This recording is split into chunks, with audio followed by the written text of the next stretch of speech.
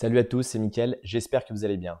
On se retrouve dans cette nouvelle vidéo, on va parler de rares Satoshi et de comment il est possible d'arriver à en trouver pour potentiellement faire des profits qui sont très intéressants. Avant de vous expliquer tout ça, je vous invite tout de suite à récupérer le guide qui est disponible dans la description. Il est offert et vous permettra de bien débuter dans le secteur des crypto-monnaies.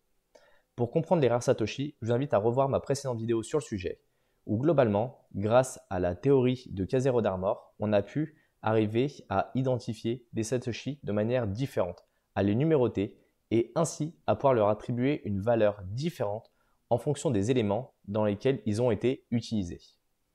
Pour comprendre comment on peut posséder des Satoshi, il faut d'abord acheter du Bitcoin. Mais pour pouvoir explorer ces différents Satoshi, il va falloir parler un peu de l'UTXO.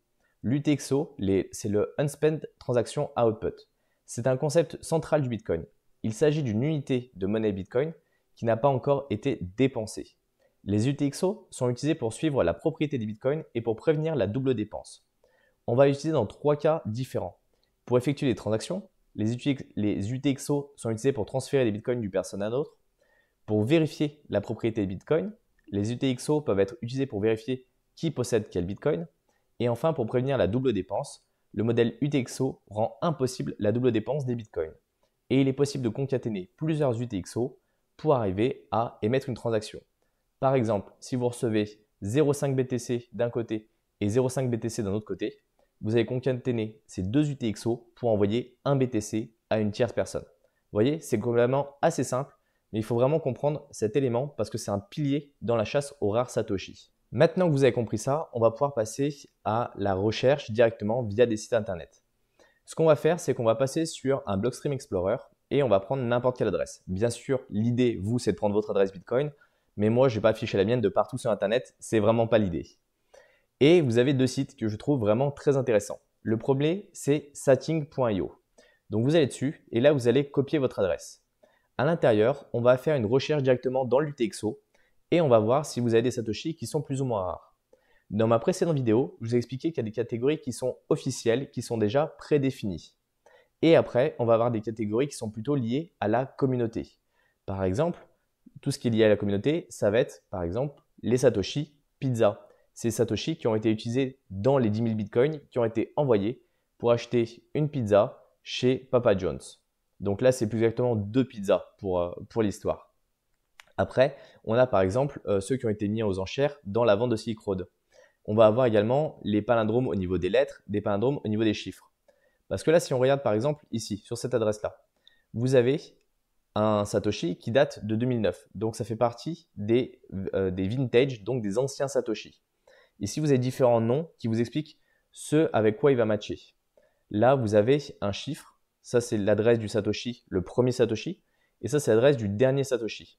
Ici, il y a une centaine de Satoshi à peu près entre les deux.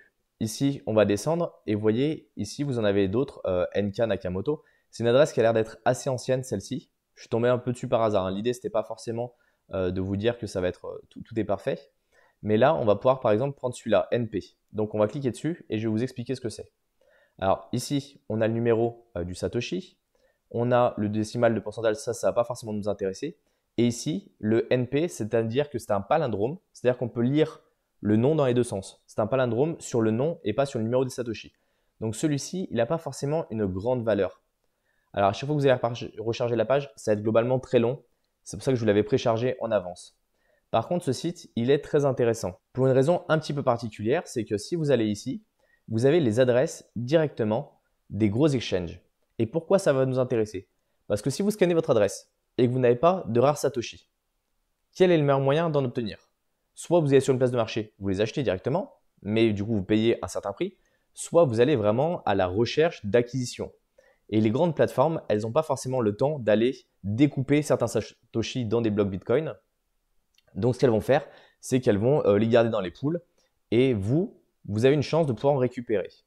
Donc là, par exemple, si on choisit l'adresse de Coinbase, donc j'ai cliqué dessus. Ici, on voit qu'ils ont un certain nombre de uncommon, donc ce qui est une rareté qui est un peu plus haute que la normale.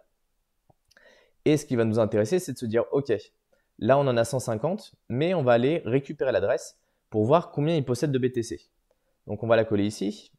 On prend l'adresse. Et là, on voit qu'il possède actuellement 5193 BTC. Donc on va faire un petit calcul assez simple. On va faire 150 divisé par 5193, ce qui fait qu'on a à peu près 0,02 uncommon par BTC. Vous voyez, c'est vraiment très peu. Et c'est pour ça qu'on va chercher la plateforme où vous avez le meilleur ratio possible. Donc peut-être que sur certaines plateformes, comme Binance, vous allez avoir 350 uncommon pour 2000 BTC. Peut-être que chez Bybit, vous en aurez un peu plus. Et donc, c'est à vous de jouer. Parce que la meilleure manière de pouvoir en récupérer, c'est d'aller déposer un BTC complet sur la plateforme et de le récupérer. Parce qu'ils ne vont pas vous donner le même BTC que vous avez envoyé. Ils vont le remettre dans le pool et après, ils vont aller récupérer. Vous avez un autre site que je trouve extrêmement bien qui s'appelle Lumisat. Lumisat, c'est pareil. Vous collez votre adresse et là, vous voyez, vous avez directement l'affichage qui se fait. Ici, ce sont des PizzaSat. Donc là, on voit qu'on en a 382 Satoshi qui ont été utilisés dans la transaction. Ici, on a des vintage chats, c'est-à-dire qu'ils sont assez anciens.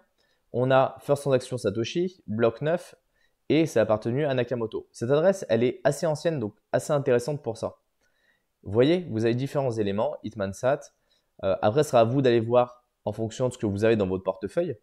Mais potentiellement, ce n'est pas parce qu'il n'y a pas que des Satoshi uncommon ou rares ou autres que vous n'avez pas des choses qui sont intéressantes dans votre portefeuille. Ça a également de la valeur. Ça n'a pas extrêmement de la valeur, mais ça a quand même de la valeur en fonction de l'événement auquel ça a été raccordé. Et après, si vous le souhaitez, vous pouvez aller toujours sur Ord.io, qui est ni plus ni moins que le site où on vend des ordinals. C'est une place de marché. Là, vous allez dans All et dans Sat Attribute, vous pouvez choisir par exemple Palindrome. Palindrome, comme je disais, ça c'est dans un sens comme dans l'autre. On va prendre le premier qui a été listé, on ne va pas trop s'embêter. Et ici, si vous regardez un petit peu, le palindrome est au niveau du numéro. C'est-à-dire qu'on a 3511, 3511, 42, 42 et le 0 est celui du milieu. Voilà. Et donc les personnes, pour arriver à vendre ce Satoshi, sont obligées de l'inscrire, faire une inscription. Et c'est ce qui cause quand même beaucoup de problèmes aujourd'hui au blockchain EVM. Ça en a saturé un paquet. Ça a posé des problèmes aussi chez Bitcoin et les développeurs ont poussé une mise à jour pour essayer de bloquer un petit peu ça, ce qui a fait quand même pas mal de débat dans la communauté. Mais voilà, vous voyez qu'aujourd'hui, si vous voulez chasser les rares sats, la meilleure manière de le faire, c'est d'abord de voir ce que vous avez chez vous dans votre portefeuille. À partir de là, vous faites une extraction de vos Satoshi rares ou sinon, vous prenez vos fonds. Vous allez par exemple sur setting.io, vous regardez l'adresse de chez Binance, on va la récupérer, on va le refaire ensemble. Ici, vous la copiez. Après, bien sûr, vous pouvez passer par d'autres explorateurs de blockchain pour voir l'adresse de Binance. Ici, on regarde le pool. On va attendre que ça charge un petit peu. On va aller voir directement le nombre de bitcoins qu'ils peuvent avoir dessus. Donc, vous pouvez faire ça avec différentes adresses directement de plateformes d'échange pour essayer d'envoyer à minima un bitcoin. N'envoyez pas moins parce qu'en fait, les frais vont directement vous absorber l'ensemble de ce que vous pouvez obtenir comme gain. Après, bien sûr, il existe la possibilité de choisir les Satoshi qu'on va envoyer et ça, je pense qu'on le verra dans une prochaine vidéo. Dites-moi en commentaire si vous avez déjà chassé du rare Satoshi. Si vous avez des rares Satoshi dans vos toilettes, ça peut être intéressant de voir quel type de rare Sat vous pouvez posséder. Pensez à mettre un like, pensez à vous abonner et on se retrouve dans une prochaine vidéo. Salut à tous!